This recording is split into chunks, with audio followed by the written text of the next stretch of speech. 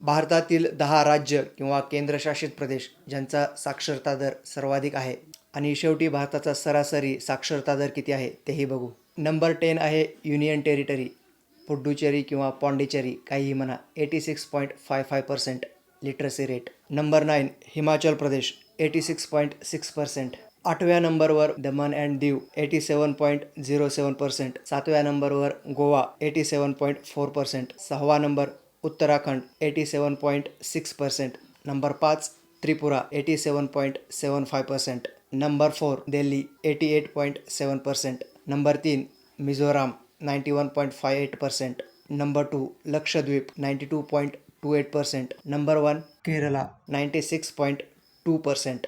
आणि भारताचा average literacy rate आहे 77.7%. व्हिडिओ आवडला असेल तर लाईक करा आणि अशाच शॉर्टमध्ये माहितीसाठी चॅनल सबस्क्राईब करा.